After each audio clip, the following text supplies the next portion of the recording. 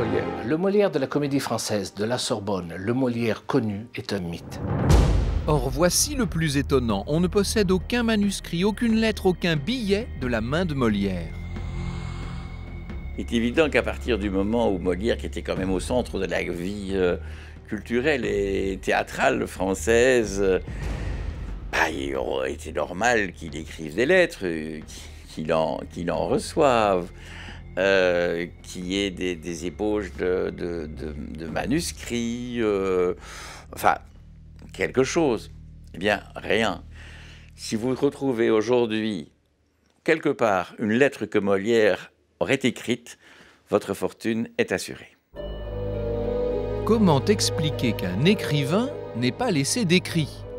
La question vaut d'être posée.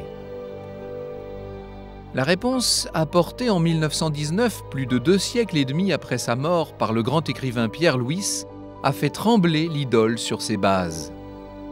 Dans une série d'articles fouillés, Pierre Louys a osé affirmer que Molière n'aurait pas écrit les chefs-d'œuvre qui lui sont attribués. En tout cas, pas entièrement. Les plus grandes pièces, notamment Tartuffe et le Misanthrope, seraient nées de la plume de Pierre Corneille. Énorme scandale. Au point que la Comédie Française, se considérant comme l'héritière spirituelle de Molière, a menacé de faire un procès en diffamation contre Pierre Louys pour sa thèse. Bon, je suppose qu'un avocat un peu avisé a dit aux responsables de la Comédie Française que leur chance de gagner était assez mince. Enfin, l'idée est quand même venue et c'est assez révélateur. Peut-on toucher à Molière? Les conclusions de Pierre Louys n'ont pas été rejetées par tout le monde. Depuis quelques décennies, plusieurs historiens ont repris le flambeau et confirmé, précisé les intuitions du maître.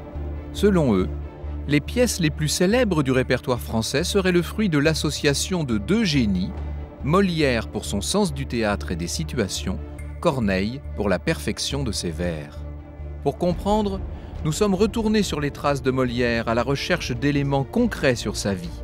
Puis nous avons soumis les conclusions de Pierre Louys aux meilleurs spécialistes de l'époque, mais aussi à quelques grands noms du théâtre. Enfin, nous avons rencontré des chercheurs qui pensent avoir, à l'aide de l'informatique, résolu l'énigme Molière. Je suis le plus grand auteur que ce pays ait jamais connu.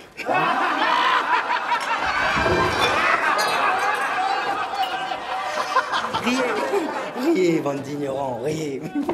Un jour viendra où mon œuvre sera devenue si légendaire qu'on ne dira plus « parlez-moi en français », mais plutôt « parlez-moi dans la langue de Molière ». Sa carrière, Molière l'a commencée au sein d'une troupe de comédiens ambulants, baptisée l'Illustre Théâtre. Personne ne conteste cela.